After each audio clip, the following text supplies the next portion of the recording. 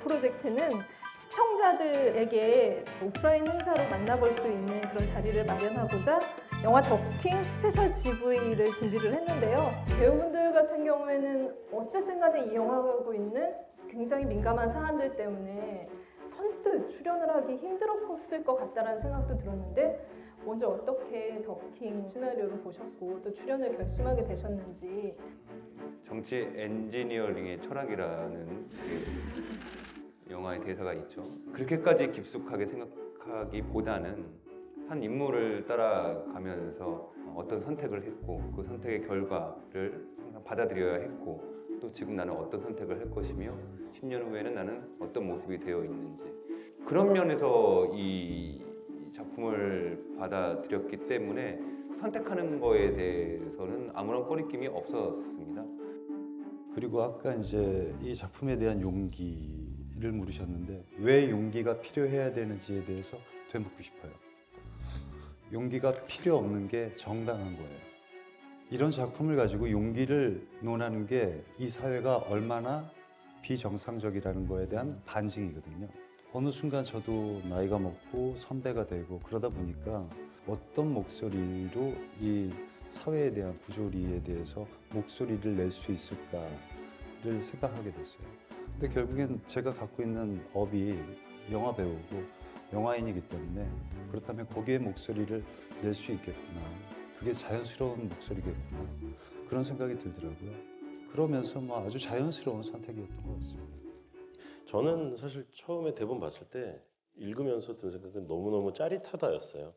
너무 재미가 있었고 말하고자 하는 어떤 주제에 대해서도 뾰족했거든요. 그래서 그냥 그 생각뿐이었거든요. 그래서 와 이거 너무 재밌는 영화 될 수 있겠다라는 생각만 가지고 있었는데 요즘 인터뷰를 하면서 기자님들이 이게 부담은 느끼시지 않았는지 어떻게 이거 하실 용기를 냈는지 뭐 이런 걸 여쭤보시길래 사실 두 분이 얘기한 거랑 비슷해요. 용기가 필요한 선택이었나 싶기도 하고 뭐 문제 생기면 감독님이 알아서 하시겠죠. 뭐 이런 생각도 하고 저는 하라는 대로 했거든요. 뭐 이런. 제 입장에서는 오히려 고민을 안 하고 단순히 그냥 이야기가 주는 어떤 흥미로움이나 그걸로 관객들을 만나고 싶어서 선택을 했는데 뒤풀이 자리에 이렇게 딱 앉아 있는데 가장 막내로서 이렇게 선배님들을 이렇게 좀 찬찬히 바라보는 어떤 그런 시간들이 혼자만에 있거든요. 근데 이분들이 어떤 이런 선택을 한 거에 대해서는 곰곰이 생각해 보니까 이게 굉장히 쉬운 결정은 아니었을 거다라는 생각이 들었어요. 그 자리에서 밥 먹는 자리에서 이렇게 가만히 보니까 아 되게 멋있다. 내가 나라면은 이때쯤 됐을 때 20년씩 이렇게 배우 생활을 했을 때 어떤 이런 선택들을 할 수 있을까에 대해서 좀 진지하게 고민해보고 또 묻는 시간들이 있었던 것 같아요. 그냥 밥을 멋있게 먹었나 봐요, 우리가. 여러분들이 생각하시는 것처럼 딱 그렇게 시작하십니다. 굉장히 그 CF의 한 장면 같은. 제가 이 부산 현장에 가서 직접 이 영화가 탄생하는 과정을 지켜봤었는데 그때 그 무대가 전략 일부였어요. 그 공간을 어떻게 생각하시고 좀 구상을 하고 어떤 모습으로 그려지길 바라셨는지. 사실은 전략부라는 거는 실제로 존재하지 않아요. 대부분의 검사들 실제로는 되게 평범하신 분들인데 그런 분들한테 좀 왜곡된 이미지가 있을까 봐 일부러 전략부라는 이미지를 뒀고요. 그 안에 세트나 뭐 캐비넷이나 이런 것들을 좀 클래식하게 만든 거는 정치 검찰이라는 게 과연 어떤 존재인가라는 것을 보여주기 위한 시각적 표현이 그렇게 뭐 문을 돌려서 문을 열고 끝이 보이지 않는 그 창고 안을 보여주는 이런 것들이 태수의 나레이션과 태수의 생각으로 영화가 묘사가 되기 때문에 그렇게 표현을 한 거죠. 영화 이렇게 포스터만 보고 혹은 예고편을 보고서는 저런 정도의 비주얼을 가진 검사들이 있는 나라에서는 살고 싶다는 생각이 들 정도로 진짜 그 악인의 이미지를 자꾸 잊게 만드는 어떻게 보면 그것도 굉장히 전략이라는 생각이 드는데 그런 모습이었다가 한순간에 자기 욕망이 제대로 실현되지 않았을 때 변해가는 모습. 그래서 하나의 캐릭터를 연기하고 있지만 저는 두 가지 모습을 그 대비를 보여주는 게 이 연기의 포인트라는 생각이 들었어요. 머릿속으로는 옳고 그렇다, 마음속으로는 좋다 싫다 이렇게 구분이 되는 것 같아요. 그런 카오스적인 모습이 영화에서는 가능한 어떤 캐릭터이지 않나. 법의 심판으로서는 잘못할 수 있겠지만 인간적으로 우리는 좀 그 정도는 공감이 되지 않나. 그래서 되게 매력적이고 거기에 포인트를 좀 줬던 부분들이 있었던 것 같아요. 그 이제 보여지는 거, 잘생김. 사실 그거 하나도 안 중요해요. 그 외피 안에 무엇이 담겨 있느냐가 중요하거든요. 우리가 이제 권력을 보면은 멋지고 그럴싸해요. 갖고 싶고 품위 있는 척, 양심 있는 척. 그러니까 한강식을 그런 척하고 품위 있는 척, 멋진 척하기에는 정우성의 외피가 잘 맞아 떨어진 거죠. 네. 근데 이제 공심을 가져야 될 사람이 사심에 가득 차서 그 사심으로만 움직일 때 얼마나 추악해질 수 있느냐, 그리고 그가 하는 행동 하나하나가 얼마나 하찮고 어처구니 없이 보여지는지, 이제 그거를 우리는 이제 풍자라고 하죠. 그런 모습으로 좀 희화시키고 싶었어요. 검사장에서 탈락했을 때 날라차기 하던 거의 어떤 액션 영화에서도 그 정도로 높이 뛰어오른 적은 없으셨잖아요. 와이어 없이. 와, 와이 없이. 와이어 없이. 진짜 맞았어요. 감독님이 이제 이 영화를 이제 풍자와 해악이 담긴 마당놀이처럼 보이는 어떤, 근데 이제 그런 표현을 하려다 보니까 어떤 커트들은 되게 비현실적인 걸 요구해요. 선배님 이렇게 카메라 앵글 밖에서 쫙 올라와가지고요, 이렇게 멋지게 쫙 발을 뻗으면서 태수에게 다가오는 한강식이었으면 좋겠어요. 근데 이제 또 배우는 현장에서 감독이 요구하면은 그거를 충족시켜주고 싶은 그런 욕심이 있거든요. 네, 그랬죠. 그 장면이 되게 재밌었던 게 제가 감독님 재밌는 걸로 기억하시는군요. 네. 그렇게 나는 얼마나 공포스럽다고. 이제 그렇게 선배님한테 저에게 오케이입니다 했는데 선배님이 아예 감독이 원하는 게 이게 아닌 것 같아. 더 뛰라는 것 같아 하시더니 진짜 깜짝 놀랐어요. 사람이 그렇게 그냥 뛸 수도 있구나.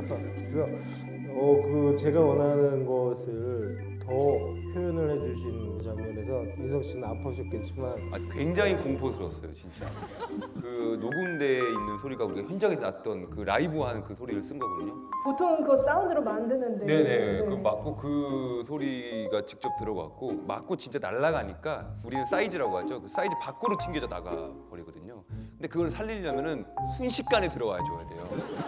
그러니까 우리는 그걸 아니까 신나게 맞고 날아갔다가 막 뛰어가서 앵글에 서 있고 막 웃지 못할 우리의 또 앵글 밖에서의 그런 모습들이 좀 있죠. 사실 맞거나 고초를 당한 건 아니 이 부분 빼놓고 얘기하면 조금 저는 섭섭하죠. 사실은 이 영화 최대 피해자라고 저는 생각을 하거든요. 무대 인사 다닐 때도 굉장히 큰 피해를 보고 있고요. 뭐 사이에 자꾸 들어가 있어야 되니까 쉽지 않습니다, 지금 이 영화가. 네, 연기 인생 최대의 위기라는 걸 좀 느낄 것 같다라는 생각이 들었어요. 더 고초에 대해서 하실 말씀은 없으시죠? 뭘 얘기할까요? 캐릭터에 대해서 얘기하면 뭐 아니 굉장히 진짜 이렇게 멜로도 이분이 할 수 있는 가능성이 충분히 있고 촉촉한 눈빛을 가졌지만 이번은 조금 심했다라는 생각이 들었어요. 이번에 정말 비열하구나 이런 느낌 많이 들었거든요. 네. 그래서 실제 제 이제 팬이 리뷰를 써서 듣는데 그런 얘기를 했어요. 진짜 저 사람은 저런 사람이 아닐까? 사실 이쁘지 않은 역할이죠. 근데 되게 이쁜 사람이거든요, 성우 형. 그리고 되게 눈이 촉촉해요. 촉촉해요. 네. 근데 당신께서는 이게 망막이 안 좋아서 이게 촉촉해졌다 진다고 말하시는데 망막이 아니라 각막이요. 각막이요? 아, 네. 미안합니다. 각막이 약간 약해가지고. 아 정말 미안합니다. 네. 눈물이 잘 흐릅니다. 네, 그리고 각막이- 요즘 나이가 있으니까 네, 네. 약간 에스트로겐이 많이 증가해서 감성적으로도 많이 옆에 유준열 씨한테도 마이크를 좀 드릴게요. 사실 굉장히 어떻게 보면은 마찬가지의 속성으로 권력을 향해 달려가는 모습이지만 이 영화 안에서 가장 멋있는 역할을 하셨어요. 고맙습니다. 네. 제가 뭐 멋있게 나왔다고 얘기해 주시는 분들은 너무너무 감사한데 사실은 저는 그 인성 선배한테 감사하다고 느낀 게 제가 이제 엔딩을 하고 나서 나레이션 해주시면서 이제 태수의 모습이 보이는데 근데 사실 그 장면이 그 두일이를 완성해줬다고 생각할 정도로 두일이에 대한 마음이 잘 느끼게 연기를 해주셨고 그래서 관객들이 그걸 보고서는 많이 슬프기도 하고 뭐 인상에 남는다고 하고 그랬던 것 같아요. 그래서 이 자리를 빌어서 되게 감사하다는 말씀 또 하고 싶어요. 네. 영화가 여러분들이 보시는 그 상영 시간이 완성되기까지 104회차의 촬영을 거쳤어요. 근데 그 바쁜 과정에도 이 영화를 어떻게 끌고 갈지에 대해서 서로 논의를 많이 하셨고 그래서 술자리가 필요했다라는 얘기를 들었습니다. 굉장히 많이 술을 마셨대요. 근데 누가 진짜 이거를 먼저 조작하고 구성하고 술자리를 어느 분이 조금 주도적이었는지 이 분위기에 다른 분들은 불만은 없으셨는지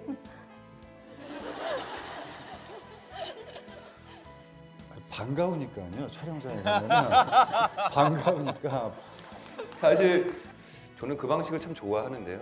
술자리를 통해서 저희가 수다를 떠는 모습보다는 시나리오에 대한 생각, 그리고 그 씬에 대한 생각, 그 캐릭터에 대한 생각을 가볍게 물어볼 수 있는 어떤 계기가 돼요.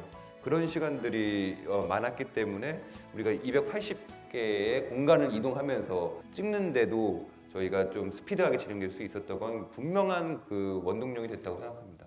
준열 씨도 동의하세요? 아, 그럼요. 저도 아니 실제로도 저는 이제 촬영을 띄엄띄엄 오는 상황이고 세 분들은 계속 같이 있었는데 올 때마다 점점 가까워지는 모습들이 저는 객관적으로 볼 수가 있더라고요. 네. 그래서 조금만 더 일찍 와서 좀 함께 하면 어떨까 이런 생각도 했었는데 그런 게 자꾸 현장에 자꾸 묻어나는 것 같아요. 네. 지금 너무나 많은 분들이 오늘 이 자리를 위해서 또 와주셨을 거라는 생각이 드는데요. 질문의 시간을 가져보도록 할게요. 제가 선정하지 않겠습니다.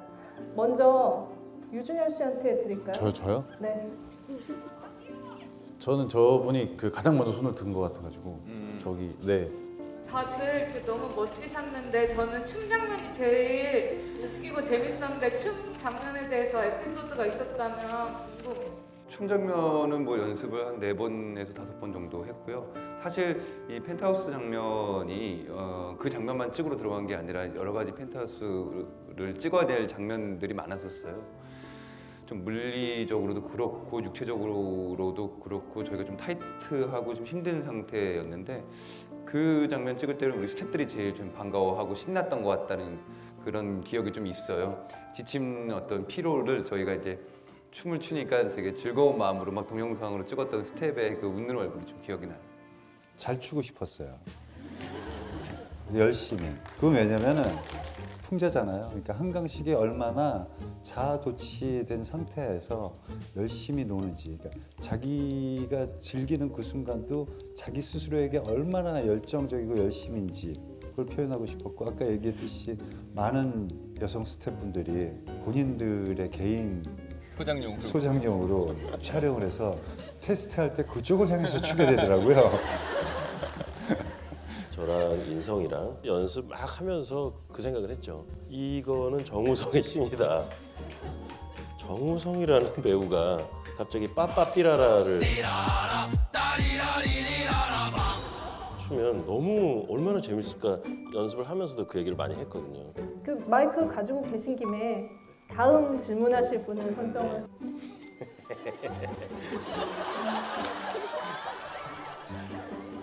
묘한데요, 이거? 저기 아까 막 밝은 거 이렇게 흔드신 분 있어요, 저 뒤에. 네네. 영화 봤더니 저도 그 시대를 살았던 사람인데 이제 그 영화 70년대나 80년대 재현하시는데 힘든 게 많으셨을 것 같아요. 가장 그 시대 고증하는데 힘들었던 게 어떤 거였는지. 80년도에 그 아버지가 TV를 훔치는 장면을 보시면 간판과 소품이 사실 콜라예요. 제가 미술 감독님이나 미술 컨셉을 짤 때 제일 중요했던 게 그런 시대의 흐름을 고증하는 영화가 아니라 태수의 감정의 흥망성쇠와 태수에 가는 인생을 표현하자. 그래서 모든 소품들과 모든 미술은 그때 있었다고 해도 이상하지 않고 지금 봐도 세련된 그런 것들이 기준이 됐던 것 같아요. 네. 또 질문 빨리 받아볼게요. 네. 조혜성 씨가. 네. 뭐 영화 속에 풍자도 많았다고 이야기했는데 저는 영화를 한 3번 정도 봤거든요. 근데 영화 속에서 감독님이 보여주고자 하는 것도 있겠지만 대놓고 알리고자 하지 않았던 것들도 있었던 것 같아요. 그래서 믹스커피라든지 깃털이라든지 아니면 데칼코마니 기법이라든지 다양한 것들에 대해서 좀 기억해줬으면 좋겠는 것들을 이야기해 주시면은 다음번에 다시 한 번 더 영화를 볼 때나 그 장면을 회상할 때 도움이 될 것 같거든요. 일단 3번 봐주셔서 감동적이고요. 그리고 데칼코마니 장면은 한국에 있었던 사실들을 그냥 그대로 그리면 되게 익숙하잖아요. 근데 우리가 외국 여행 가거나 이랬을 때 왜 CNN이라고 적혀 있는 한국의 모습을 본다든지 그랬을 때 되게 객관적으로 되게 이질감이 느끼면서 보이거든요. 그래서 똑같이 우리가 겪었던 사건인데 이렇게 데칼코마니적으로 보면 객관적으로 한국 현대사를 한번 봐보자라는 시도이기도 하고요. 그리고 깃털 같은 경우는 사실은 권력의 속성이라고 봤어요. 저렇게 되게 화려하고 되게 멋있어 보이지만 사실 되게 가볍고 또 금방 가라앉아 버리는, 그리고 가라앉고 나서는 되게 지저분한 그런 어떤 속성이 권력이라고 봤기 때문에 그런 묘사들을 했던 것 같고, 그 커피라는 것이 한 잔 마실 그 짧은 여유 있는 시간을 그들은 즐기고 있지만 상대적으로 당하는 사람은 얼마나 고통스러울까라는 생각 때문에 한강씩 이 커피를 먹으면서 마지막 두유신을 본다든지 그런 식의 표현들을 하려고 했습니다. 네. 더킹에 대해서 한마디 마지막으로 마무리 인사하면서 자리 맞춰볼까 합니다. 영화가 뭐 재미있다 없다 이렇게 구분되는 영화이기에는 좀 아깝지 않느냐. 그냥 보시고 나면 참 좋은 영화다라는 생각은 드실 수 있는 영화를 우리가 만들어낸 것 같아서 저희끼리, 그리고 굉장히 밸런스가 잘 맞는 영화라고 생각이 들거든요. 그런 모습까지도 봐주셨으면 좋겠다라는 생각이 들고요. 지금 이 시점에 더킹을 선택하셨다면 탁월한 선택을 하신 겁니다. 제가 몇 달 전에 읽은 기사 중에 머리글이 있어요. 정치를 외면한 가장 큰 대가는 가장 추악한 정치인에게 지배당한다. 절대 잊으시면 안 돼요. 그러니까 이 시대의 주인공, 이 시대의 왕, 이 나라의 주인공, 이 나라의 왕은 여러분입니다. 이게 어떻게 무슨 얘기를 해야 되지? 아니 자리가 위치가 제가 봐도 너무 불리한 것 같아요. 그러게요. 사실 어떤 영화가 더 뛰어난 영화고 어떤 영화가 더 뒤떨어진 영화고 뭐 이렇게 얘기할 수는 없다고 생각을 해요. 그냥 다른 종류들의 영화가 있다라고 생각이 드는데, 저희 영화는 2시간 동안 영화를 즐기셨으면 그 이후에 또 더 많은 시간들을 이 영화에 대해서 나눌 수 있는 영화다라는 생각이 들었어요. 되게 추천하고 싶은 영화입니다. 네, 여기까지가 약간 홍보 느낌이었다면요, 제 생각은 2번 보시면 더 재밌습니다. 정말이에요. 네.